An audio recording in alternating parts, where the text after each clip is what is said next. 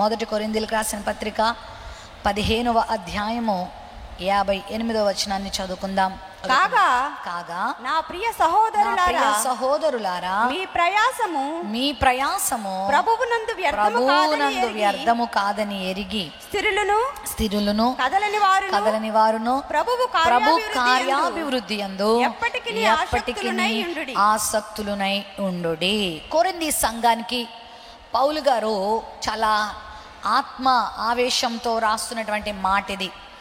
ప్రభువునందు మీ ప్రయాసము వ్యర్థము కాదు. లోకంలో వ్యర్థమైనవి చాలా ఉన్నాయి, అర్థవంతమైనవి చాలా ఉన్నాయి.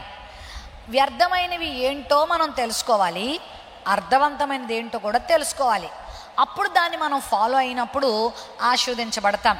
సామెతల గ్రంథం 12వ అధ్యాయం 11వ వచనంలో వ్యర్థమైన వాటిని అనుసరించే వారిని బైబిల్ దేంతో పోల్చారు, ఎవరితో మరి పోల్చారంటే 12వ అధ్యాయము 11వ వచనం సామెతల గ్రంథంలో ఆ మాట చూద్దాం. చూడండి, తన భూమిని సేద్యపరచువానికి ఆహారం సమృద్ధిగా కలుగును, వ్యర్థమైన వాటిని అనుసరించువాడు బుద్ధి లేనివాడు. ఇప్పుడు వ్యర్థమైనదేంటో తెలుసుకోకపోతే నువ్వు వ్యర్థమైన వాటిని అనుసరించావనుకో బుద్ధిహీనుల లెక్కలోకి వెళ్ళిపోతావు, నేను బుద్ధిహీనుల లెక్కలోకి వెళ్ళిపోతాను. కాబట్టి వ్యర్థమైనదేంటి, వ్యర్థము కానిదేంటి నువ్వు తెలుసుకోవాలి.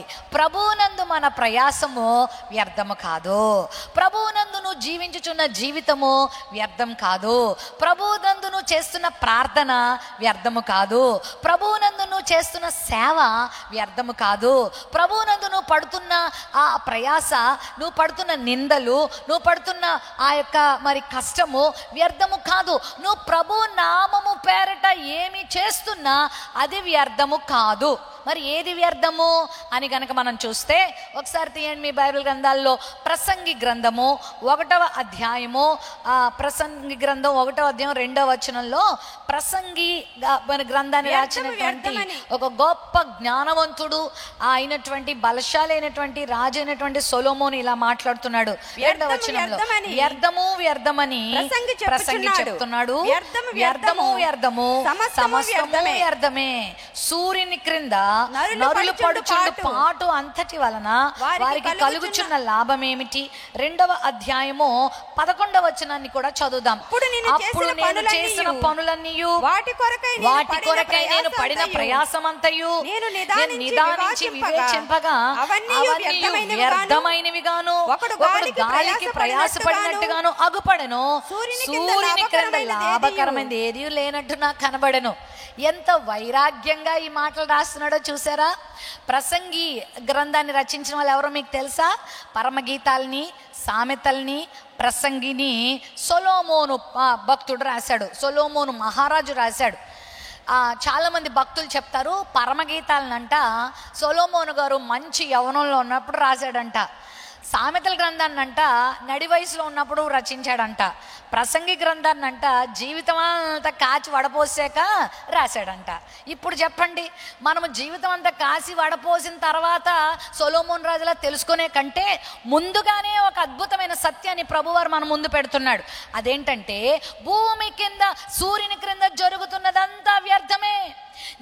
నేను చేసిన పనులన్నీ నిదానించి చూసినప్పుడు, నేను పడిన ప్రయాస అంతా కూడా నేను పడి చూసిన తర్వాత అంతా నాకు వ్యర్థంగా కనబడింది అని అంటాడు.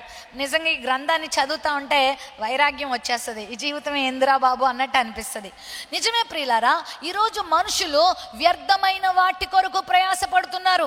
దేవుడు వారికి ఇచ్చిన ఈ చిన్న జీవితాన్ని, దేవుడిచ్చిన కొంచెం బలాన్ని, దేవుడిచ్చినటువంటి ఈ శక్తిని, దేవుడిచ్చిన ఈ అమూల్యమైనటువంటి ఈ అద్భుతమైనటువంటి జీవితాన్ని వ్యర్థమైన వాటికే వాడుతున్నారు. ప్రియులారా, ప్రియ దేవుని సంగమా, ఈరోజు ప్రభు మనందరితో మాట్లాడుతున్నాడు.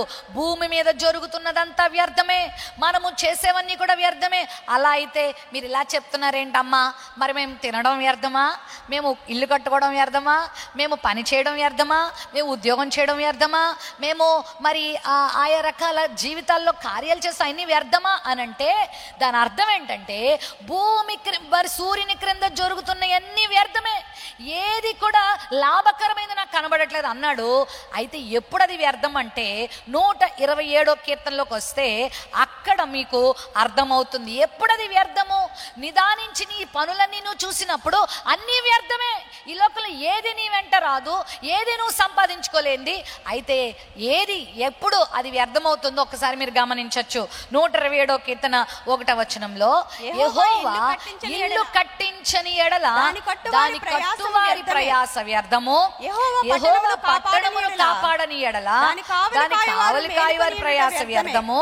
మీరు వేకువనే లేచి చాలా రాత్రి అయిన తరువాత పండుకొనుచు కష్టార్జితమైన ఆహారము తినుచుండుట వ్యర్థమే. వ్యర్థము వ్యర్థము వ్యర్థం అని 3 సార్లు ఇక్కడ భక్తుడైనటువంటి ఆయన కూడా రచించాడు. ఏది వ్యర్థం అంటే మీ అందరికీ తెలుసు, మన అందరికీ తెలుసు. ఈ లోకంలో మనం ఎంత ప్రయాసపడినా అంతా ఒకరోజు వదిలిపెట్టే వెళ్ళిపోవాలి. ఏది మన వెంట రాదు, ఏది మనం పట్టుకోలేం. అయితే పౌలు యొక్క సొలొమోన్ గారు చెప్పినటువంటి దానికి అర్థం ఏంటంటే, నేను ధ్యానం చేసినప్పుడు ప్రభువుతో నిమిత్తము లేకుండా చేసేదంతా వ్యర్థమే, ప్రభు సహాయమును కోరుకోకుండా చేసేదంతా వ్యర్థమే, ప్రభు మీద ఆధారపడకుండా చేసేదంతా వ్యర్థమే. ఎంటీగా మిగిలిపోతుంది, నీకు ఏ ప్రయోజనం ఇవ్వకుండా మిగిలిపోతుంది. నువ్వు పొద్దున్నుండి రాత్రి పడుకునేదాకా ఎంత ప్రయాసపడినా అది నీ జీవితంలో వ్యర్థంగానే మిగిలిపోతుంది. కానీ ప్రభువుతో నువ్వు చేసే ఏ పనైనా కూడా నీకు అర్థవంతంగా మిగులుతుంది. యెహోవా ఇల్లు కట్టించకపోతే దాని కట్టువారి ప్రయాస వ్యర్థం. ఇక్కడ మీకు ఒక మాట చెప్పాలనుకుంటున్నాను. ఏది వ్యర్థమైనది అని అంటే అంతా వ్యర్థమే, కానీ ప్రభు సహాయముతో నువ్వు చేసేది అర్థవంతంగా ఉంటుంది, అది నీకు మేలుకరంగా ఉంటుంది. హల్లెలూయా. నువ్వు దేవుని మీద ఆధారపడే జీవితము అర్థవంతమైనది. నువ్వు దేవుని మీద ఆధారపడాలి. యెహోవా కట్టించకపోతే అది వ్యర్థం. అంటే యెహోవా చేత కట్టించబడేదిగా, యెహోవా చేత చెయ్యబడేదిగా, యెహోవా చేత నిలవబడేదిగా, యెహోవా చేత కావలి చేయబడేదిగా. అంటే మన జీవితంలో ప్రతి అంశంలో దేవుని మీద గనక ఆధారపడే తత్వం ఉంటే అది ఏది వ్యర్థం అవ్వదు. ఆ ఇల్లు వ్యర్థం అవ్వదు, ఆ జీవితం వ్యర్థం అవ్వదు, ఆ కుటుంబం వ్యర్థం అవ్వదు, ఆ పని వ్యర్థం అవ్వదు, ఆ బ్రతుకు వ్యర్థం అవ్వదు, ఆ కార్యం వ్యర్థం అవ్వదు, ఆ బిడ్డలు వ్యర్థం అవ్వరు. ఆ జీవితంలో చేసే చిన్నది కూడా అర్థవంతంగా ఉంటుంది. నాకు తెలుసు చాలా మంది దేవునిని ప్రక్కన పెట్టి దేవుని సహాయం కోరుకోకుండా తమ స్వశక్తి మీద ఆధారపడి, తమ సొంత జ్ఞానం మీద ఆధారపడి, తమ జీవితంలో దేవునిని ప్రక్కన పెట్టి ఏదో సాధించేద్దాం అనుకున్న వాళ్ళు ఈరోజు గాలి చేత కొట్టబడిన వారిగా మిగిలిపోయారు. ప్రియ సంగమా, గమనించు, నువ్వు ఏది చేసినా దేవుని మీద ఆధారపడే చేయాలి. ఏ సహాయం కావాలన్నా దేవుని నుండే నువ్వు తీసుకోవాలి, దేవుని మీదే నువ్వు ఆధారపడాలి. దేవుని మీద ఆధారపడే జీవితము వ్యర్థము కాదు, దేవుని మీద ఆనుకునే జీవితము వ్యర్థం కాదు. ఈరోజు నా ప్రశ్న, నువ్వు దేవునితో ముడిపడి ఉన్నావా? దేవుని మీద ఆధారపడుతున్నావా? దేవునిని వదిలిపెడుతున్నావా? మనుషుల మీద ఆధారపడుతున్నావా? లోకంలో ఉన్న వాటి మీద ఆధారపడుతున్నావా? స్టీఫెన్ హాకింగ్ అని ఒక గొప్ప శాస్త్రవేత్త ఒక ఆయన ఉండేటాడు. ఆయన చాలా తెలివైన వాడు. మరి అంతరిక్షంలో చాలా ఇన్వెన్షన్స్ చేయడానికి ఆయన ఎన్నో కార్యాలు చేయడానికి ప్రయత్నం చేశాడు. బ్లాక్ హోల్స్ మీద చాలా పరిశోధనలు చేశాడు, చాలా పేరు తెచ్చుకున్నాడు. అందరూ ఆయనని శాల్యూట్ చేసే అంతగా ఉన్నత స్థితికి వచ్చాడు. అయితే అంత స్థితికి వచ్చిన తర్వాత అతడు ఏం చేశాడో తెలుసా?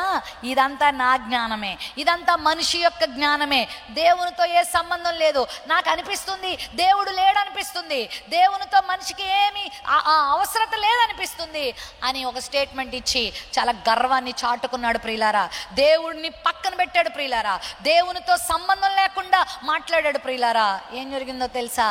అతడు మరణించేంత వరకు, ఆ రోజు మొదలుకొని ఆ తరువాత తన జీవితం అంతా కూడా వీల్ చైర్ మీదకి వెళ్ళిపోవాల్సి వచ్చింది. అతడు బ్రతికైతే ఉన్నాడు, కానీ అతడు ఎలా అయిపోయాడంటే నిరుపయోగంగా అయిపోయాడు. అతని జ్ఞానం అంతా నిరుపయోగం అయిపోయింది. అతని కాళ్ళు చేతులు, అతని జీవితం, అతని యవ్వనం, అతనికి ఒక భయంకరమైన వ్యాధి సోకింది. ప్రియులారా, అతనికి వచ్చిన వ్యాధి ఒకవేళ అదొక క్యాన్సర్ అయి ఉంటే, అదొకవేళ కిడ్నీ ప్రాబ్లం అయి ఉంటే, ఏమో తనకున్న జ్ఞానం చేత, తనకున్న ఫ్రెండ్స్, తనకున్న ఆ యొక్క తనకున్నటువంటి ఆ అభిమానం చేత, తనకున్న ఆ యొక్క శక్తి చేత ఒకవేళ నయం చేసుకోగలడేమో, కానీ అది అంతు చిక్కని వ్యాధంట. అది ఏ డాక్టర్ కూడా కూడా ఏ వైద్యుడు కూడా ఈ భూమి మీద ఎంత ఉన్నతమైన విద్యను అభ్యసించిన డాక్టర్ గారు కూడా అంతు చిక్కని ఒక నరాలకు సంబంధించిన వ్యాధి అతనికి సోకింది ప్రియులారా. దేవుడు అనుకుంటే దేవుని నుండి ఎవరు తప్పించుకోగలరండి?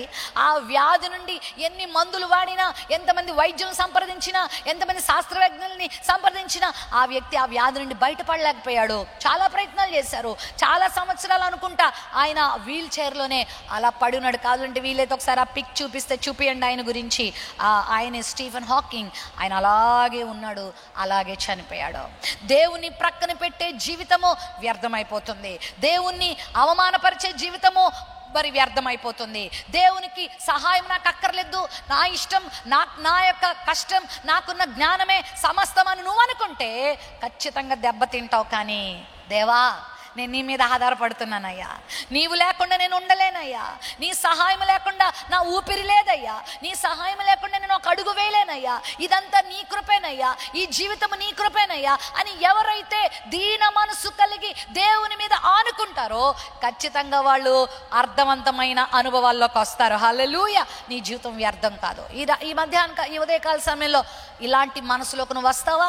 కొంచెము దేవుడు ఏదైనా ప్రేమించి వారి జీవితంలో ఇస్తే, కొంచెము దేవుడు ప్రేమించి బలం ఇస్తే, దేవుడు కొంచెం ప్రేమించి జ్ఞానం ఇస్తే, దేవుడు కొంచెం ప్రేమించి మరి ఇల్లు వాకిళ్ళు ఇస్తే ఇక దేవునితో సంబంధం ఉండదు, దేవుని సంఘంతో సంబంధం ఉండదు, దేవుని సేవకులతో అస్సలే సంబంధం ఉండదు. దేవుని విడిచిపెట్టి తిరుగుతారు, ఆయన కార్యాలను విడిచిపెట్టి తిరుగుతారు, ఆయన పనిని విడిచిపెట్టి తిరుగుతారు. వద్దండి, అలా చెయ్యొద్దు. వేకువనే లేచి చాలా రాత్రి వరకు కూడా నీ కష్టార్జితమైన ఆహారమును నువ్వు సంపాదించుకుని తినుచుండుట వ్యర్థమే.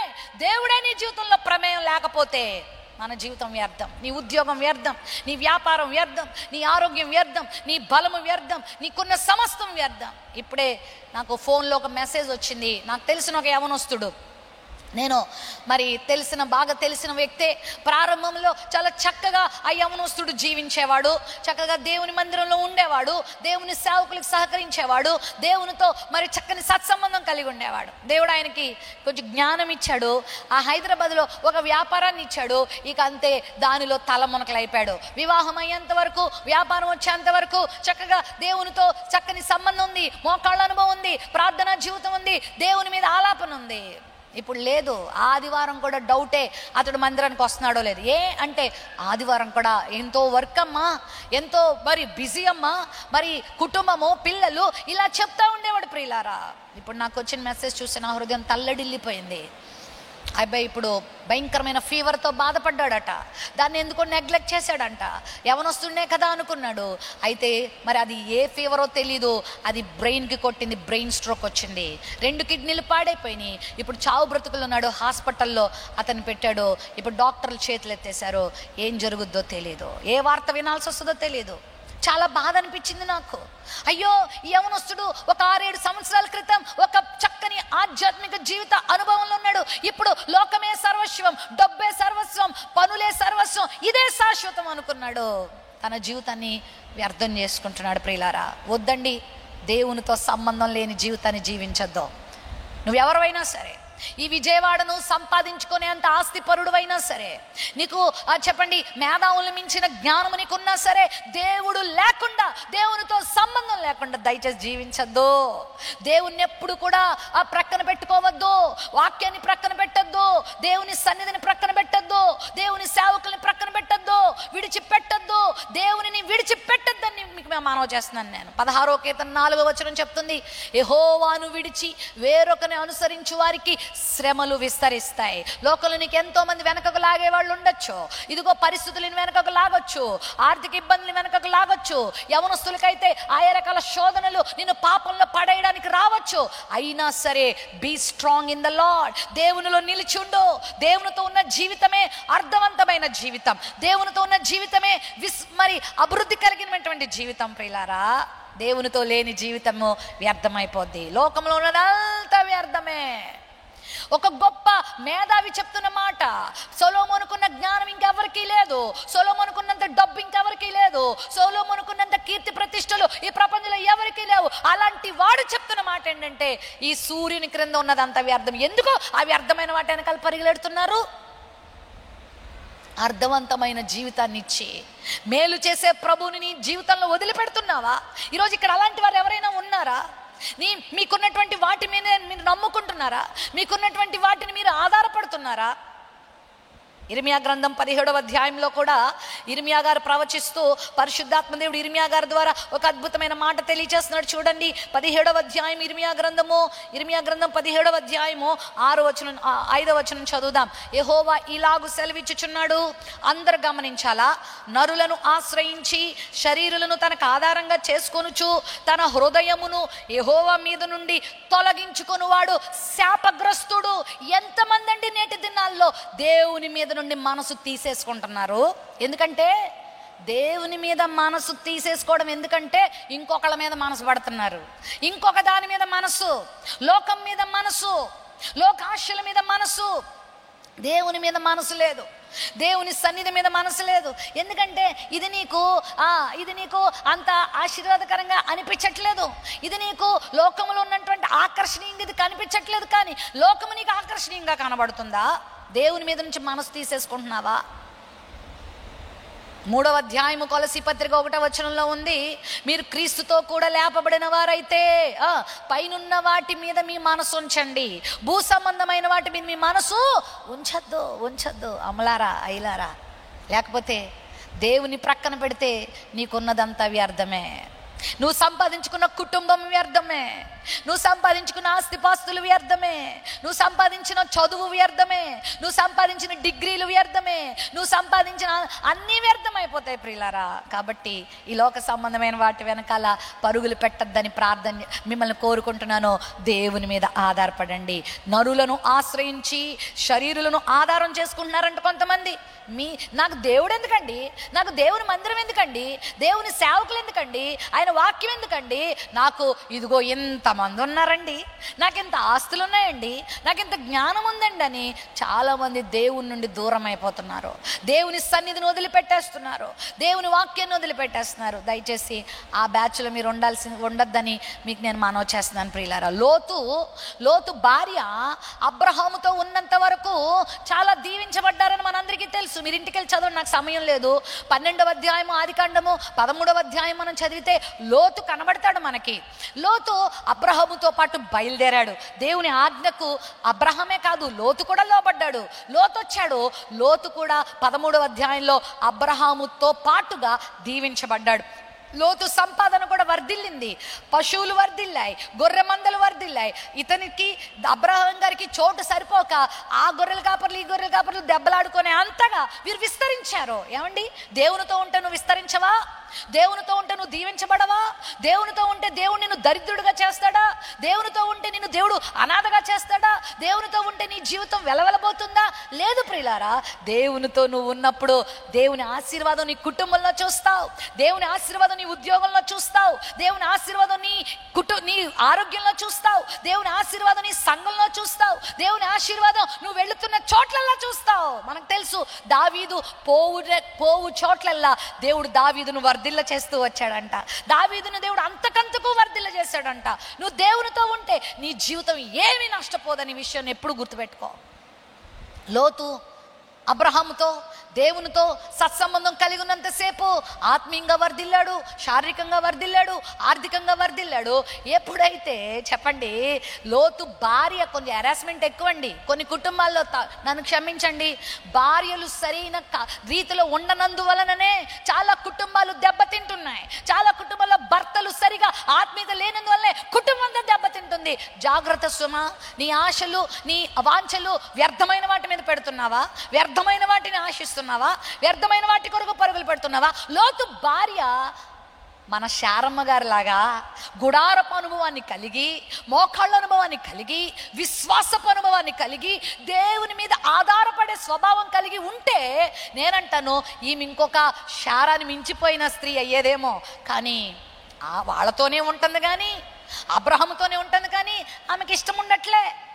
ఎప్పుడు చూసినా ఈ అబ్రహాము శారా ప్రార్థన అంటారు, దేవుని కొరకు ఎదురు చూడడం అంటారు, భక్తి అంటారు, విశ్వాసం అంటారు. మనకు కుదరదట్లేదు ఇవన్నీ. చూడు ఎన్ని ఆశలు లోకల్లో. అబ్బా ఎంత బాగుంది ఆ సొదొమ, చూడు ఎంత బాగుంది, అచ్చం యెహోవా తోటలాగుంది. చక్కగా పచ్చగా ఉంది. ఈ అబ్రహం ఎప్పుడు గొర్రెలతోటి మేకలతోటి ఈ గుడారాలతోటే బ్రతుకుతాడు. అబ్బాయి నాకు నచ్చట్లేదు. కొంతమంది నచ్చట్లే. విశ్వాస జీవితం నచ్చదు, విశ్వాసంలో ఎదగడం నచ్చదు, ఈ భక్తి నచ్చదు, ఈ హెచ్చరికలు నచ్చవు, ఈ వాక్యం నచ్చదు. ఏది నచ్చుద్ది అంటే లోకముతో సహవాసమా, లోకంలో ఉన్న భయంకరమైన జీవితమా ఆశించింది. ప్రియులారా, భర్తని ప్రోత్సహించింది. భార్యలారా, మీ భర్తలను మంచి వాటి వైపు ప్రోత్సహించండి. మీ కుటుంబాలు బాగుపడతాయి, మీ కుటుంబాలు దీవించబడతాయి. లోతు భార్యలా ఉండకండి. యేసుప్రభు గారు కూడా మరి లూకాసు వార్తలు అంటారు, లోతు భార్యను జ్ఞాపకం చేసుకోండి అంటాడు. పెద్ద చెప్పండి, భక్తురాలనా? కాదమ్మో, ఇలాంటి వాళ్ళు ఉన్నారు, జ్ఞాపకం చేసుకోండి, మీరు అలా ఉండకండి అని. భర్తను ప్రోత్సహించి, పద నీ మొహానికి ఎప్పుడు ఇక్కడ అంటావు, ఏం సంపాదించావు, ఏం చెప్తావు, ఇలాంటివే అలా చెప్పి భర్తను లోతుని ఎక్కడికి నడిపించేసింది? సొదొమ గొమొర్రాలో. ఆశించారు సొదొమ గొమొర్రాలు, సంపాదించారు. సొదొమ గొమొర్రాలో ఈమె సంపాదన ఈమెకి, ఆయన సంపాదన ఆమె, ఇద్దరు బిజీ బిజీ బిజీ. ఈ రోజుల్లో మనుషులు ఎంత బిజీ అయిపోయారంటే పిల్లలకు కూడా వాళ్ళు తండ్రి తల్లి కూడా అర్థం కానంత బిజీగా అయిపోతున్నారు. అంకుల్ మీరెవరు అంటున్నాడు ఒక ఆయన, వాళ్ళ డాడీని, ఓ బాబు. అలా అయిపోయింది సమాజం. ఎందుకంటే వాడు లేచేసరికి ఈయన వెళ్ళిపోతాడు, ఆ పిల్లడు పడుకునేసరికి ఈయన వస్తాడు. ఇక తండ్రి ఎవరో కూడా వాడికి తెలియనంత బిజీలో ఈరోజు ప్రపంచం చేరిపోయింది. బిజీ అయిపోయారు ఇద్దరు, భార్య భర్తలు ఇద్దరు కూడా ఆ సొదొమలో బిజీ అయిపోయారు. 19వ అధ్యాయము ఆదికాండంలో మన లోతుగారట గవిని యొద్ద కూర్చున్నాడంట. అంటే అర్థం ఏంటి తెలుసా? అతనికి ఒక ఎమ్మెల్యే పోస్టో ఎంపీ పోస్టో, అక్కడ రాజకీయంగా అందరిలో పలుకుబడి కలిగిన వ్యక్తిగా, ఒక పెద్ద వ్యక్తిగా, ఒక పేరుగాంచిన వ్యక్తి. గవిని యొద్ద ఎవరు కూర్చుంటారు? చాలా పెద్ద వ్యక్తులు, పేరు మోసిన వ్యక్తులు కూర్చునే వాళ్ళు. అక్కడ ప్లేస్ దొరికింది. అంటే లోక సంబంధంగా చాలా సంపాదించారు, ఖ్యాతి సంపాదించారు. మీకు తెలుసా, 19వ అధ్యాయం మీరు ఇంటికి వెళ్ళి చదవండి. ఏదైతే సొదొమలో వారు సంపాదించారో అంత వ్యర్థమైపోయింది. ఆ రోజు దేవుని ఉగ్రత వచ్చినప్పుడు, ఆకాశం నుండి అగ్ని గంధకాలు వచ్చినప్పుడు అవన్నీ కాలి బూడిదైపోయినాయి. ప్రియులారా, దేని కొరకండి మన తపన? దేవునికి ఇచ్చిన ఆరోగ్యం దేని కొరకు వాడుతున్నావు?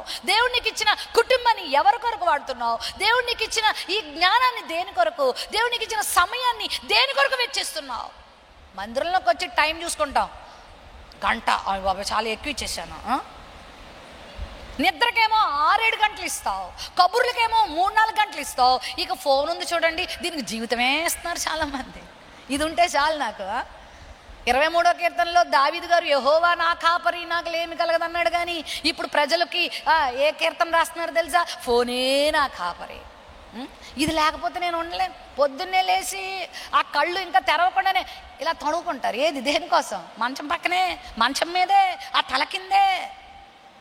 మళ్ళీ ఎవరైనా ఫోన్ చూసేస్తే జీవితం బట్టబయలైపోద్దేమో అని అదో భయం. మళ్ళా ఫోన్ లేకుండా బతుకులేదా? దేవుని బిడ్డలారా, నీ సమయం దేనికి ఇస్తున్నావు?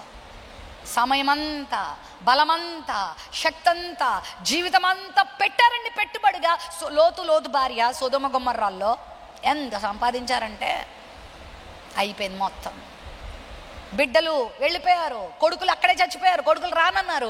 ఎట్టకేలకు లోతు భార్యని, లోతుని తీసుకెళ్తుంటే దేవదూతలు అబ్రహాం గారి ప్రార్థన ఫలితంగా, అబ్రహాం గారి విజ్ఞాపన ఫలితంగా ప్రభు ఇద్దరు దేవదూతలు పంపిస్తే లోతు భార్య వెనక తిరిగి చూడమంటే, ఎందుకంటే మరి వెనకే చూసి ఇంత సంపాదించినంత ఇలా అయిపోయిందా? ఆవిడకి కూడా ఒక బ్రెయిన్ స్ట్రోక్, హార్ట్ స్ట్రోక్ వచ్చేసి అలా నిలబడిపోయింది అంతే. అయ్యో ఇదంతా పోయిందా, అయ్యో ఇంత కష్టపడ్డాను అంతా పోయింది అంతే. నువ్వు లోకంలో ఎంత సంపాదించినా అంతా వ్యర్థమే.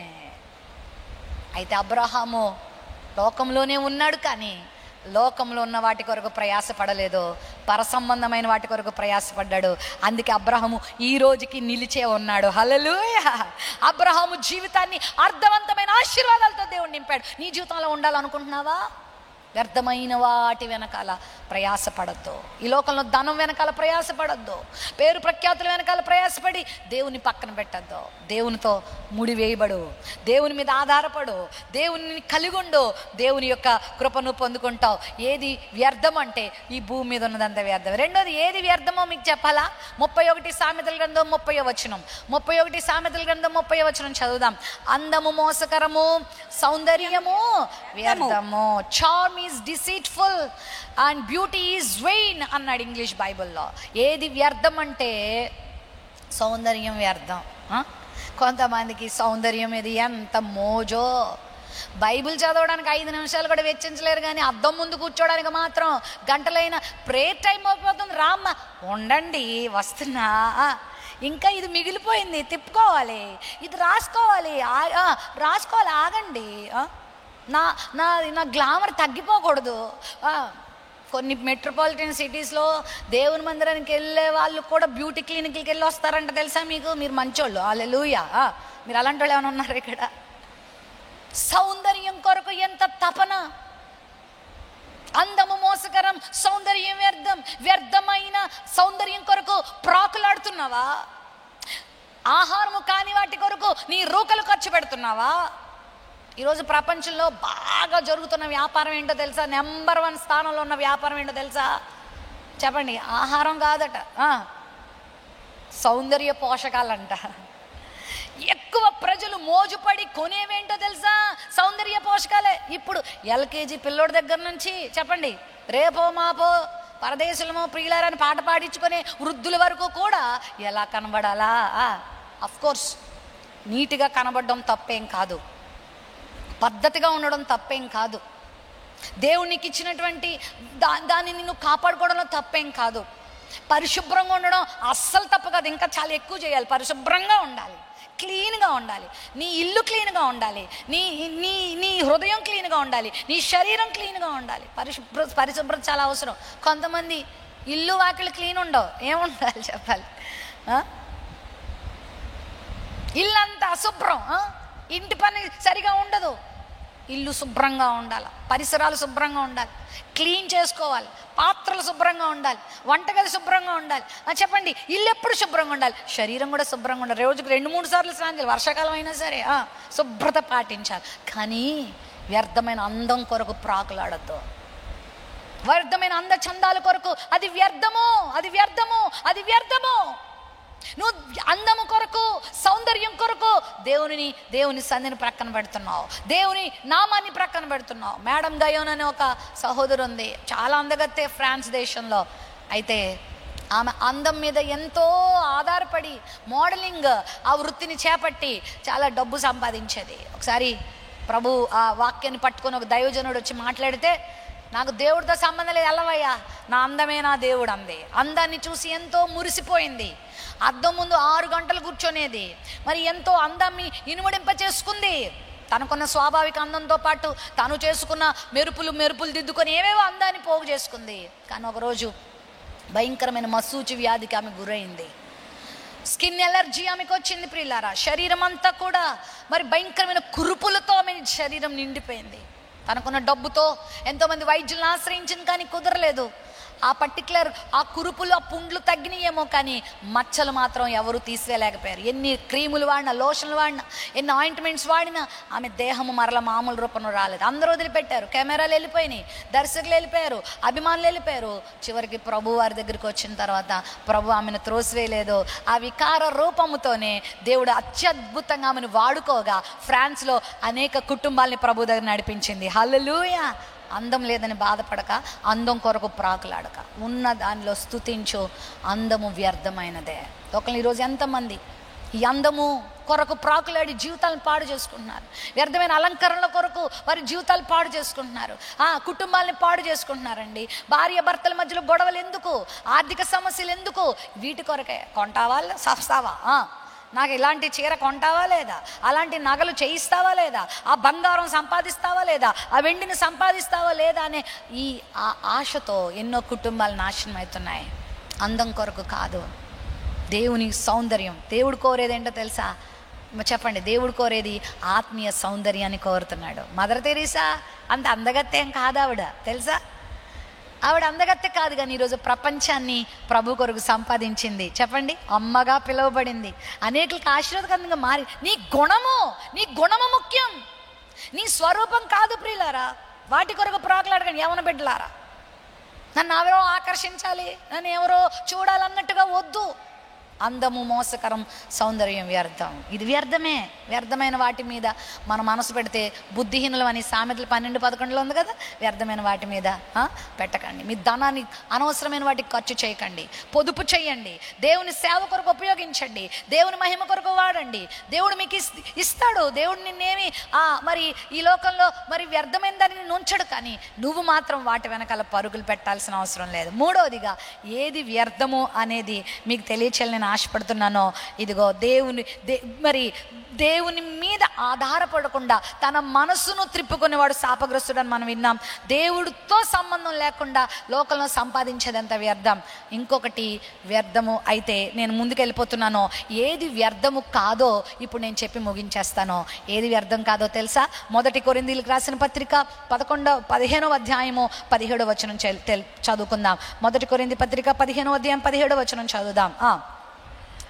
క్రీస్తు లేపబడకపోతే మీ విశ్వాసము వ్యర్థమే.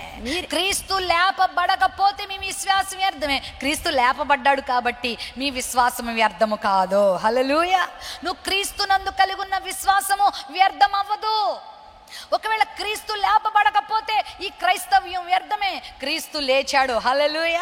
ఈరోజు మనము మరి ఇజ్రాయెల్ దేశానికి వెళ్తే యేసుక్రీస్తు సమాధి ఖాళీ సమాధి. యేసుక్రీస్తు లేచాడు అనడానికి మరి అద్భుతమైన నిదర్శనం ఏంటో తెలుసా? ఒక త్రాగుబోతు నీతిమంతుడు అవడమే, ఒక వ్యభిచారి నీతిమంతుడు అవడమే, ఒక దురహంకారుడు నీతిమంతుడిగా మారుతున్న సంఘటనలు మనం ఎన్నో చూస్తున్నాం కదా. క్రీస్తు లేచాడన్న మాట సత్యము. మన ప్రభు లేచాడు కాబట్టి మన విశ్వాసం వ్యర్థం కాదు. నువ్వు క్రీస్తునందు పెట్టుకున్న విశ్వాసము వ్యర్థము కాదు. క్రీస్తును అనుసరిస్తున్న ఈ విశ్వాసము వ్యర్థము కాదు అనే విషయాన్ని గుర్తుపెట్టుకో. విశ్వాసం కలిగి ఉన్నావా? దేవుని యెడల విశ్వాసం కలిగి ఉన్నావా? మీరు ఇంటికి వెళ్ళి చదవచ్చు. హెబ్రీ పత్రిక 11వ అధ్యాయంలో విశ్వసించువారు గురించి, విశ్వాసము కలిగిన విశ్వాస వీరుల గురించి పౌలు భక్తుడు రాస్తాడు. అక్కడ హనోకును మొదలుపెట్టి ఈ తరం వరకు కూడా ఉన్న విశ్వాస వీరుల జాబితా అక్కడ కనబడుతుంది. విశ్వాసము లేకుండా దేవునికి ఇష్టలైనట అసాధ్యం అంటాడు. నీకు విశ్వాసం ఉందా? దేవుని యెడల విశ్వాసం కలిగి ఉన్నావా? దేవుని మీద విశ్వాసం ఉంది. లోకంలో బ్రతుకు. నీకున్నటువంటి మరి వాటిని కళ్ళ ముందు కనబడే వాటిని చూసి కాదు, కానీ దేవుని వాక్యం మీద విశ్వాసం కలిగి జీవించు. ఉదయం కూడా నేను నమ్మదగిన వారి గురించి మాట్లాడుతూ, దేవుని నమ్ముకుని వారు ధన్యులు, ఆయనందు విశ్వాసం ఉంచి వారు ధన్యులు. ఈ లోకంలో నీతిమంతుడు దేంతో బ్రతుకుతాడో తెలుసా? కోట్ల కట్లతో కాదు, విశ్వాసంతో బ్రతుకుతారు. హల్లెలూయా. ఆరోగ్యం లేదా? విశ్వాసంతో బ్రతుకు. నా ప్రభువు ఆరోగ్యం ఇవ్వగలడు. ఒకవేళ ఆరోగ్యం లేకపోయినా నన్ను నడిపించగలడు. అదే విశ్వాసం. హల్లెలూయా. అంతేగాని దేవుడు నాకు స్వస్థత ఇవ్వట్లేదు, నేను ఆయన వదిలేస్తానన్నావా, ఇంకా గోతులో పడతావు. అర్థమైందా? విశ్వాసంతో ఉండు. నీకు ధనము లేదా? ఏం భయపడకు. నీకు ధనము లేకపోయినా నీ అవసరాలు తీర్చేవాడు నీ ప్రభువు అని నమ్ము. ఒకవేళ ధనం ఇవ్వడానికి కూడా ఆయన సమర్థుడని నమ్ము. హల్లెలూయా. ఏలియా గారికి ఏమైనా కోట్ల కట్లు ఉన్నాయా? చెప్పండి. ఊరంతా కరువే, దేశమంతా కరువే, కానీ ఏలియన్ దేవుడు ఎవరితో పోషించాడు చెప్పాలి? కాకులతో పోషించాడండి. మీ విజయవాడలో కాకులు ఉన్నాయా? మీ ఇంటికి ఎప్పుడైనా ఏమైనా తెచ్చిపెట్టాయా? ఒక చాక్లెట్ కాగితం అన్నా తెచ్చాయా? పోనీ ఉన్నాయే పట్టుపోతాయి. మీరు ఎండబెట్టినా అవన్నీ కూడా ఎత్తుకుపోతాయి. చిన్నపిల్లలు ఎవరైనా ఏమైనా తింటుంటే లాక్కుని వెళ్ళిపోతాయి. ఆ బుద్ధి కాకులకి. కానీ విశ్వాసంతో జీవించాడు ఏలియా. ఎవని సముఖమందు నిలబడ్డానో తెలుసా? ఆ జీవము గల దేవుని సన్నిధిలో జీవించిన ఏలియాను దేవుడు ఊరంతా దేశమంతా కరువు అయిన ఏలియాకు దేవుడు ఆకలి కలగనివ్వలేదు, తీర్చాడు దేవుడు. అదే విశ్వాసం అంటే. విశ్వాసం అంటే చెప్పండి. కళ్ళ ముందు అన్నీ ఇచ్చేస్తాడా దేవుడు?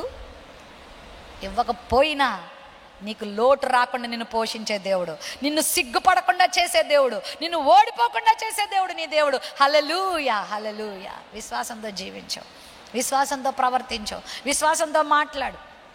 కొంతమంది చిన్న రోగం రాగానే అయిపోయిందా, నా బతుకు అయిపోయిందా, నా జీవితం ఏంటి అన్నట్టు నిరాశపడిపోతారు. ఒక ఇంటర్వ్యూ ఫెయిల్ అయితే ఇంకా నాకు ఉద్యోగం రాదు, ఏది ఎక్కడుంది, ఉరితాడు ఎక్కడుంది, చచ్చిపోతాను. లేకపోతే మొన్న ఒక అమ్మాయి అండి, ఎంత విచారకరం, 10th క్లాస్లో ఒక సబ్జెక్ట్ ఫెయిల్ అయిందంట. అంతే, నా బతుకు ఎందుకని చచ్చిపోయింది ఆ పిల్ల పురుగుల మందు తాగి. 10th క్లాస్ ఫెయిల్ అయ్యి మరలా నిరీక్షణ కలిగి పాస్ అయ్యి IAS ఆఫీసర్లు అయిన వాళ్ళు ఉన్నారు. హల్లెలూయా. 10 బోల్తాలు కొట్టి ఉన్నతమైన స్థానానికి వచ్చిన వాళ్ళు ఉన్నారు. థామస్ ఆల్వా ఎడిసన్ మీ అందరికీ తెలుసు, అప్పుడప్పుడు మీకు చెప్తాను. ఎన్ని ప్రయత్నాల్లో విఫలమైపోయాడో ఆయన. మతిమరుపు వ్యక్తి, బుద్ధిమాంద్యుడు, అందరి చేత వేస్ట్ ఫెలో అనిపించుకున్నవాడు. తల్లి విశ్వాసంతో బిడ్డను పెంచింది. స్కూల్లో టీచర్ అందంట, ఇలాంటోడు నేను పాఠం చెప్పలేను కానీ పట్టుపో, నీ కుర్రోని తీసుకెళ్ళి గిన్నెల దగ్గర ఆ చీపురిచ్చి ఆ పనులు చేయించిపో, పనికిరానోడు, పేరు అడిగితే మా అమ్మని అడుగొస్తాను అనేవాడంట. అలాంటి బుద్ధిమాంద్యుడితో ఏం బతుకుతావమ్మ నువ్వు, వేస్ట్ ఫెలో, ఇంక వీడు పనికి రాడు అని పెద్ద పేపర్ మీద రాసిచ్చేసిందంట. ఆ పనికిరానోడిని తీసుకొని విశ్వాసంతో దేవుని చేతిలో పెట్టి పెంచింది. ఆ పనికిరానోడే ఈరోజు ప్రపంచం అంతటికి వెలుగిచ్చే బల్బు కనిపెట్టే శాస్త్రవేత్తగా దేవుడు మార్చాడు. గట్టిగా చప్పట్లు కొట్టి ప్రభునామమును మహింపరచు. డబ్బున్న వాళ్ళు గొప్పవాళ్ళు అన్నాను నేను, జ్ఞానం ఉన్నవాళ్ళు గొప్పవాళ్ళు అన్నాను నేను, విశ్వాసం ఉన్నవాళ్ళు ఐశ్వర్యవంతులు అంటాను నేను. హల్లెలూయా. విశ్వాసం పెట్టుకో, దేవుని నమ్ముకో, నువ్వు సిగ్గుపడవు. దేవుని నమ్ముకో, దేవుడు నిన్ను తల వంచనివ్వడు. దేవుని మీద విశ్వాసం పెట్టుకో. అబ్రహాం గురించి కూడా ఉంది కదా, అబ్రహాము దేవుని నమ్మెను, అది అతనికి నీతిగా ఎంచబడెను. మా సంఘంలో ఒక యవనస్తుడు ఉన్నాడు, ఎన్ని ఉద్యోగాలకు వెళ్ళినా నీవు ఎందుకో పనికిరావు పో అన్నారు. ఏ కంపెనీ వాళ్ళు కూడా అతనికి ఉద్యోగం ఇచ్చేవారు కాదంట. మా తండ్రి దగ్గరికి వచ్చి ఏడ్చాడు, అంకుల్ నన్ను ఏ ఇంటర్వ్యూకి వెళ్ళి నేను ఫెయిల్ అయిపోతున్నాను. మా డాడీ అన్నారు, ఏ మోకాళ్ళే ప్రార్థన చేయి, ప్రభుని నమ్ము, ప్రభు కొరకు బ్రతుకువయ్యా యవనస్తుడా, ప్రభు కొరకు జీవించు అని చెప్పినప్పుడు చక్కగా దేవుని వెంబడించాడు. ఈరోజు ఆ యవనస్తుడు దేవుడు ఎంత స్థితికి తీసుకెళ్లారు తెలుసా? నీకు ఉద్యోగం ఇవ్వను పో అని ఉద్యోగులను తోసేసిన వ్యక్తిని ఈరోజు 1000 మందికి ఉద్యోగాలు ఇచ్చే అంత స్థాయిలోకి దేవుడు తీసుకొచ్చాడు. హల్లెలూయా. అతడు ఒక కంపెనీని పెట్టుకొని నడిపించే స్థాయిలో దేవుడు అతన్ని పెట్టాడు యుఎస్లో. రే దేవుని బిడ్డలారా, నీ స్థితిని మార్చేది నీ విశ్వాసం, నీ గతిని మార్చేది నీ విశ్వాసం. ఒక్క రోజులోనే, ఒక్క రాత్రిలోనే విశ్వాసము కార్యాలు చేసిన సందర్భాలు బైబిల్లో చాలా ఉన్నాయి. కళ్ళ ముందు ఎర్ర సముద్రము, ఈ ప్రక్కన అరణ్యము, వెనకాలేమో ఫరో సైన్యం తరుముతుంటే ఇక సనవడం మొదలెట్టారు, ఇక చెప్పండి తిట్టడం మొదలెట్టారు, ఇక భయపడడం మొదలుపెట్టారు, ఇక ఆందోళన చెందడం మొదలుపెట్టాడు. ఒక్కొక్కడైతే కళ్ళు తిరిగి పడిపోతున్నాడు, ఒక్కొక్కడైతే మరి మోషే గారి మీద రాళ్ళు ఇచ్చుకొని కొట్టడానికి సిద్ధపడిపోయాడు. అందరూ అరణ్యాన్ని చూస్తున్నారు, సముద్రాన్ని చూస్తున్నారు, వెనకాల ఉన్న ఫరోని చూస్తున్నారు. ఒకే ఒక్కడు ప్రభువును చూశాడు. హల్లెలూయా. ఒకే ఒక్కడు ఆ విశ్వాసపు కర్రను ఎత్తినప్పుడు సముద్రం ఏమేమి చెప్పండి, అదే విశ్వాసంతో మాట్లాడు, విశ్వాసంతో బ్రతుకో. ఎవరు ఎన్ని నిందలు నీ మీద వేసినా, ఎవరు ఎన్ని మరి నెగిటివ్ వర్డ్స్ నీకు అందించినా, ఎవరు ఎన్ని శాపనార్థాలు నీ మీద పెట్టినా, ఎవరు ఎన్ని నీ బ్రతుకు మీద మరి ఎన్ని స్టేట్మెంట్లు మాట్లాడినా, నువ్వు మాత్రం విశ్వాసంతో మాట్లాడు. నా విమోచకుడు సజీవుడు, నేను నమ్మిన దేవుడు జీవము కలిగిన దేవుడు, నేను నమ్మిన దేవుడు నన్ను నిలబెట్టే దేవుడు, నేను నమ్మిన దేవుడు నన్ను విడిచిపెట్టేవాడు కాదు, నేను నమ్మిన దేవుడు నా జీవితంలో అద్భుతాలు చేస్తాడు, నేను నమ్మిన దేవుడు నా ముందున్న సముద్రాన్ని చీల్చుతాడు, నేను నమ్మిన దేవుడు సింహాల నోళ్లను మూస్తాడు, నేను నమ్మిన దేవుడు ఆకాశమును తెరిచి మన్నాను కురిపిస్తాడు, నేను నమ్మిన దేవుడు నా జీవితంలో గొప్ప కార్యాలు చేస్తాడన్న విశ్వాసం నీకుంటే ఈ రోజే ఇప్పుడే నువ్వు గొప్పతనాన్ని పొందుకుంటావు దేవుని నుంచి. విశ్వాసం వ్యర్థం కాదు. నువ్వు దేవుని కొరకు జీవిస్తున్న జీవితం వ్యర్థం కాదు. విశ్వాసంతో నువ్వు నడుస్తున్న నడక వ్యర్థము కాదు. నువ్వు పడుతున్న ప్రయాస వ్యర్థం కాదు. దేవుని నిలబెడతాడు. జాన్ వెస్లీ గారు రాజమండ్రిలో మొన్న మెడికల్ సెంటర్ ఓపెన్ చేశారు. మీరు అందరూ చాలామంది వచ్చున్నారు, చాలామంది చూసున్నారు కదా. ప్రారంభించే ముందు ఆయన దగ్గర ఏమీ లేదు ప్రియులారా, విశ్వాసమే. పాలిమేనల దగ్గర కూడా ఏమీ లేవు. ఇక్కడ ఇంత పరిచర్య, ఇంత సంఘము, ఇంత జరగడానికి కారణం తెలుసా? ఏ రోజు సహాయం కొరకు ఆ రోజు ప్రభు వైపు చూడడమే, విశ్వాసంతో ముందుకు వెళ్ళిపోవడమే ఈ పరిచర్యలో. ఆయన చెప్తున్నప్పుడు నేను విన్నాను, ఇక పని జరుగుతూ ఉంది. ఏ రోజు సహాయం ఆ రోజు చూస్తూ ఉంటే మరి ఆ యొక్క మరి కన్స్ట్రక్షన్ అంతా పూర్తవుతూ ఉండగా దానిలో చాలా మరి వర్క్ చేయాలి. ఆ రోజు వాళ్ళకి ఎంతో ఇంచుమించు 30 to 40 lakhs కావాలి. మరి అవన్నీ మెటీరియల్ అంతా తేవడానికి ఎక్కడికో పంపిస్తున్నారు. ఆ టైల్స్, ఆ ఎక్విప్మెంట్ కొరకు పంపిస్తూ ఉంటే మరి ఫౌండేషన్ యొక్క అకౌంట్ తీసేసరికి 1 లక్ష రూపాయలు మాత్రం ఉన్నాయంట. ఇప్పుడు దాంతో ఏం చేయగలరు? అయితే జాన్ వెస్లీ గారి విశ్వాసం మీకు చెప్తున్నాను, తన టీంతో తాను వెళ్ళే వాళ్ళతో చెప్పారట, పలానా రోజు టికెట్స్ బుక్ చేయండి సార్. మరి ఆ టైంకి ఆ టైంకి మరి 40 లక్షలు అందుతాయా? దేవుడు అందిస్తాడు. మీరు పలానా రోజుకి, ఇంకొక 3-4 రోజులకి ఆ ట్రైన్ టికెట్స్ బుక్ చేసేసుకోండి, మీరు వెళ్దురు కానీ ఆ మెటీరియల్ పట్టుకుని వద్దురు కానీ. విశ్వాసంతో ప్రార్థన చేస్తున్నారు, ప్రభువా ఇది నీ పని అయ్యా, నీ దాసు నువ్వు సిగ్గుపరిచేవాడు కాదయ్యా, ఇది నువ్వు చేసే కార్యమయ్యా అని ప్రభు చేతిలో పెట్టి ప్రార్థన చేస్తూ ఉండగా అద్భుతం చెప్పమంటారా, వాళ్ళు బయలుదేరే రోజు రేపనగా ఈరోజు హైదరాబాద్ నుండి ఒక సహోదరు కుటుంబం వచ్చారట. దైవజనుడా, మీ వర్తమానాలు విని మేము ఆధ్యాత్మికంగా ఎంతో బలపడుతున్నాం, ఎంతో మా జీవితాలు కట్టుకుంటున్నాం, దేవుని కొరకు ఎన్నో చక్కని ఆశీర్వాదాలు మేము పొందుకుంటున్నాం. మీరు ఇక్కడ మెడికల్ సెంటర్ కడుతున్నారని మాకు తెలియగానే దేవుడు మా హృదయంలో ఒక భారం పెట్టాడు. ఏదో ఒకటి చేయాలనిపించింది. రానున్న రోజుల్లో ఈ రీహాబిలిటేషన్ సెంటర్ ద్వారా, ఈ యొక్క పరిచర్య ద్వారా కేవలం వైద్య సహకారమే కాదు, కానీ అనేక మంది యేసుక్రీస్తు ప్రేమను కూడా తెలుసుకోవాలి. ఆ భారం దేవుడు మాలో పెట్టాడు. మేము వచ్చి ఎలాగో ఇక్కడ వైద్యం చేయలేకపోవచ్చు, మేము ఎలాగో వచ్చి ఇక్కడ పని చేయకపోవచ్చు, ఇక్కడికి వచ్చి ఎలాగో ఒక ఇటుక మోయలేకపోవచ్చు, కానీ ఒక గంభీరమైన ఆలోచన దేవుడు మాకు ఇచ్చాడు. మాకు కష్టమైనదే కానీ దేవుడు మమ్మల్ని ప్రేరేపించాడు. అదేంటో తెలుసా? మాకు దేవుడు 4 ఇళ్ళు ఇచ్చాడు. అందులో ఒక ఇల్లు అమ్మాము. ఆ ఇంటికి 40 లక్షల రూపాయలు వచ్చాయి. ఆ 40 లక్షల్ని దేవుడికి సన్నిధిలో మీకు ఇస్తున్నాం అన్నారంట. ఇది సజీవ సాక్ష్యం. ఇది సజీవ సాక్ష్యం. ఎంత కావాలి? ఆ మెటీరియల్ కంటే అంతే కావాలి. ఆ సహోదరి ఆ 4 ఒక ఇల్లు అమ్మి, ఇలాంటి సమర్పణ పరుల వల్లేనండి దేవుని కార్యాలు జరుగుతున్నాయి. ఇలాంటి సమర్పణ పరుల వల్లేనండి క్రైస్తవ్యంలో అనేక ఆత్మలు ప్రభు దగ్గర చేర్చబడుతున్నారు. దాచుకొని కాదు, ఇచ్చేసింది. ఆ 40 లక్షలు పట్టుకుని వెళ్ళారు. ఆ రీహాబిలిటేషన్ సెంటర్ కావాల్సిన మెటీరియల్ అంతా, ఇంకా చాలా ఉంది దానికి పని. ప్రతి పని విశ్వాసం. నువ్వేమీ నష్టపోవు. విశ్వాసంతో ఎదురు చూడు. నీ అవసరాల కొరకు చూడు. నీ పిల్లల భవిష్యత్తు కొరకు బాధపడుతున్నావా? వారి ఉద్యోగాల కొరకు ఎదురు చూస్తున్నావా? వారి వివాహాల కొరకు ఎదురు చూస్తున్నావా? నీ వైద్య సహకారం కొరకు ఎదురు చూస్తున్నావా? దేవుడు ఉంటాడు నీ పక్షంగా. దేవుడు ఉన్నాడు నీ పక్షంగా. నీ అవసరాలు దేవుడే తీరుస్తాడు. హల్లెలూయా. నీ విశ్వాసం వ్యర్థం కాదు, నీ ప్రార్థన వ్యర్థం కాదు. ఇప్పుడు మనము చదువుకున్నాం కదా, ప్రభువునందు మీ ప్రయాస వ్యర్థం కాదు. ప్రభు కొరకు నువ్వు తెర వెనక కష్టపడుతున్నావు. దేవుని సేవకులకు కనబడకుండా నువ్వు చేస్తున్న ప్రయాస, నీ ఆఫీసులో నువ్వు ప్రభు కొరకు చేస్తున్న సేవ, నీ ఉద్యోగంలో నువ్వు దేవుని కొరకు చేస్తున్న సేవ, నీ కుటుంబంలో దేవుని కొరకు నిలబడుతున్న ఆ యొక్క నిలకడ జీవితము వ్యర్థం కాదు, వ్యర్థం కాదు, వ్యర్థం కాదు. నాకు ఏమనొస్తుంది తెలుసు ప్రియులారా? పరిశుద్ధత విషయంలో తన తండ్రి అతన్ని ఎంత వెనకకు లాగాడో, పాపం విషయంలో అతడు ఒక అన్య కుటుంబం నుంచి రక్షించబడ్డాడు, నీతి కొరకు నిలబడ్డాడు. సినిమా చూడమని కొట్టేటోడు వాళ్ళ నాన్న, త్రాగమని కొట్టేవాడు. రేయ్ ఏంట్రా అందరి పిల్లల్లాగా లేవు, నువ్వు ఒక పిచ్చోళ్ళ తయారైపోతున్నావు, మాట్లాడితే బైబిల్ అన్నాడు. నానా, నువ్వు నన్ను కొట్టినా చంపినా నేను నా ప్రభుని విడిచిపెట్టను. ప్రభు కొరకు జీవించాడు. తనతో ఉన్న కాలేజీలో అనేక మందికి ప్రభు సువార్త ప్రకటించడం మొదలుపెట్టాడు. నీతిని యథార్థతను చేపట్టాడు. ప్రియులారా, తండ్రి అతను వదిలిపెట్టేశాడు. తండ్రి అతన్ని నీకు ఒక పైసా కూడా ఇవ్వనని వదిలిపెట్టాడు. కూలి పనులు చేసి కష్టపడి చదివాడు. ఒక ఉన్నతమైన హోదాలోకి దేవుడు అతన్ని తీసుకొచ్చాడు. ఒక దైవజనుడు చెంతన చేరాడు. ఆ దైవజనుడు అతని వివాహం చేశాడు. ఏ తండ్రి అయితే నువ్వు వద్దని త్రోసివేశాడో ఆ తండ్రి వెతుక్కుంటూ వచ్చాడండి. ఎందుకంటే ఉన్న కొడుకులు అందరూ తండ్రిని తోసేస్తే తండ్రి చేత త్రోసివేయబడిన కొడుకే ఆ తండ్రిని వృద్ధాప్యంలో అంగీకరించి అతనికి సేవ చేశాడు. ఆ వృద్ధాప్యంలో తండ్రి ప్రభువుని అంగీకరించాడు. హల్లెలూయా. ఒకవేళ ప్రభు కొరకు నువ్వు ఏది అనుభవిస్తున్నా, నిందలు అనుభవిస్తున్నా, శ్రమ అనుభవిస్తున్నా, దేవుడు అది వ్యర్థం చేయడు. కదలని వారు ప్రభు కార్యాభివృద్ధి ఎప్పటికీ ఆసక్తులేనండి. నీ భక్తి వ్యర్థం కాదమ్మా. కొంతమంది అనొచ్చు, నేను ఇంత ప్రయాసపడితే నన్ను అలా అన్నారండి, నన్ను ఇలా పక్కన పెట్టారండి, నన్ను అలా చేశారు. ఏం బాధపడద్దు, ప్రభువు కదా నేను పక్కన పెట్టేది. మనుషులు పెడితే పక్కన పెట్టనివ్వండి, మనుషులు తృణీకరిస్తే తృణీకరించనివ్వండి. నీ ప్రభు మాత్రం నీ ప్రయాసం వ్యర్థం చేయడు. ప్రియులారా, లూకాసు వార్త 1వ అధ్యాయంలో జకరియా ఎలిజబెత్తుల జీవితం మనకు కనబడుతుంది. వాళ్ళు నిండు వృద్ధాప్యం వరకు దేవుని యొక్క సకల విధమైన ఆజ్ఞల చొప్పున నడుచుకున్నారట. మనము లూకాసు వార్త 1వ అధ్యాయం చదివితే ఎలిజబెత్ ఆ యొక్క జకరియా గురించి మీరే చదవండి.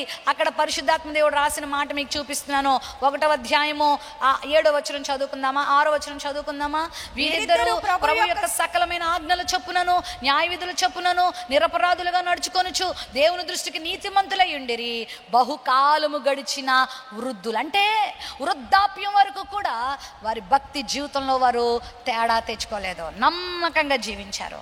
దేవుని కొరకు ప్రయాసపడ్డారు. యాజకత్వాన్ని చేస్తూ జకరియా ఉన్నారు. దేవుడు వాళ్ళ ప్రయాసను గుర్తించాడు. దేవుడు వాళ్ళ ప్రార్థనను చూశాడు. నీ ప్రార్థన వినబడింది జకరియా. ఇదిగో నీ కడుపున ఈ ప్రపంచంలో ఎవరికి లేని కొడుకునివ్వబోతున్నాను. స్త్రీలు కనిన వారిలో యోహాను వంటి వాడు మరొకడు లేడనిపించుకున్న కొడుకుని, బాప్తీసమిచ్చే యోహానుని, యేసుక్రీస్తుకే బాప్తీసమిచ్చిన ఘనుడైన వ్యక్తిని దేవుడు జకరియా గర్భమునిచ్చాడు. వారి భక్తిని వృధా అవ్వలేదు, వారి ప్రార్థన వృధా అవ్వలేదు. ఈ ఉదయకాల సమయంలో నీ భక్తి వృధా అవ్వట్లే. నువ్వు నమ్మకంగా ఆయన వెంబడిస్తున్నావు కదా, సుదూర ప్రాంతాల నుంచి మందిరానికి వస్తున్నావు కదా, నీ చేతులు చాపుతున్నావు కదా, నువ్వు ఇస్తున్న కానుకలు, నువ్వు చేస్తున్న పరిచర్య, నీ కష్టము, నీ చెమట బిందువులు, నీ దేవుని సన్నిధిలో కారుస్తున్న కన్నీరు వ్యర్థము కాదు, వ్యర్థము కాదు, వ్యర్థము కాదు. దేవుడు ఖచ్చితంగా దానికి ఫలితాన్ని ఇస్తున్నాడు. 22 మరి ప్రకటన గ్రంథం 10వ వచనంలో, ఇదిగో నేను త్వరగా వచ్చుచున్నాను, ప్రతి వారికి ఇవ్వడానికి జీతము నా దగ్గర సిద్ధముగా ఉన్నా. నీకు ఆయన జీతం ఇవ్వబోతున్నాడు, నీకు ప్రతిఫలం ఇవ్వబోతున్నాడు. అమ్మా, నమ్మకంగా జీవించు, గురి యొద్దకే పరిగెత్తు, అటు ఇటు డిస్టర్బ్ అవ్వద్దు, లోకము మాటలు వినొద్దు, స్నేహితులు వెనకకు లాగే వాళ్ళ వైపు చూడొద్దు, ముందుకే సాగిపో. జీవంగల సంఘంలో స్థిరపడు, దైవజనులకు నమ్మకంగా ఉండు, దేవునికి నమ్మకంగా ఉండు, ఆయన కొరకు ప్రయాసపడు, విశ్వాసంతో పడు. ఏ ప్రయాస అయినా ప్రభు కొరకు పడు. నన్ను మా నాన్నగారు ఒక డాక్టర్ని చేయాలనుకున్నారు, చేయలేకపోయారు. కానీ మా నాన్నగారి పేరు మీద ఈరోజు జేవికే హాస్పిటల్ దేవుడు ఇచ్చాడు. హల్లెలూయా. దేవుని కొరకు నువ్వు నమ్మకంగా ఉంటే నీ అంచనాలకు అతీతంగా నీ దేవుడు నీ జీవితంలో కార్యాలు చేస్తాడు. నీ ఆశలను నీకున్న పరిమితిలోనే కాదు తీర్చేది, నీ పరిమితిని దాటించి దేవుడు అద్భుతాలు చేస్తాడు, నీ జీవితం మేలులు చేస్తాడు. నీ ప్రయాస వ్యర్థం కాదు, నీ ప్రార్థన వ్యర్థం కాదు, నీ కన్నీరు వ్యర్థం కాదు. ఆ రోజు ప్రభు అంటున్నాడు, నీ కన్నీళ్లు నా బుడ్డిలో దాచుకున్నాను అన్నాడు. ఆయన కొరకు నువ్వు పడే శ్రమ. మరి చాలామంది యవన బిడ్డలు స్కూల్లో, కాలేజీలో చాలా నిందలు అనుభవిస్తారు. క్రైస్తవులు అనే పేరుతో మరి జీవించడం వల్ల చాలా ఇబ్బందులు ఎదుర్కోవచ్చు. కానీ నీ ప్రయాస వ్యర్థమైతే కాదు. ప్రయాసపడు, ప్రభు కొరకు జీవించు, ఉపవాసాలుండు, కన్నీటితో ప్రార్థన చేయి, దేవుని మహిమ కొరకు బ్రతుకు, అనేక ఆత్మలు ప్రభు కొరకు సంపాదించు, అనేకులు హెచ్చరించు, అహర్నిశలు ప్రభు కొరకు శ్రమించు. దేవుడు నీ ప్రయాసను గుర్తిస్తాడు. ప్రభు కొరకు ప్రయాసపడే ప్రతి ప్రయాసను దేవుడు గుర్తిస్తాడు. ఈ ఉదయకాల సమయంలో నీ ప్రయాస, నీ కష్టము, నీ శ్రమ, నీ ప్రార్థన, నీ భక్తి, నీ వినయము, నీ విధేయత, నీ దీనత్వమును, నీ మంచితనాన్ని దేవుడు గుర్తిస్తున్నాడు. కనుక ఆయన వైపు మనం చూద్దామా? తలలు వంచండి, ప్రార్థన చేసుకుందాం. ప్రేమ నమ్మకం కలిగిన మా తండ్రి, అయ్యా, లోకంలో ఏది వ్యర్థమైనదో మేము విన్నాం, ఏది వ్యర్థము కాదో మేము విన్నాం.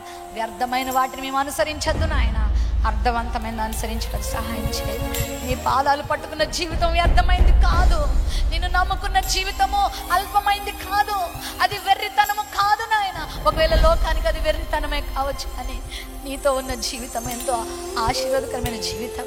నీ చిత్తము చేట మాకు నేర్పించండి అయ్యా. నీ ఇష్టానుసారంగా జీవించడం మాకు నేర్పించండి అయ్యా.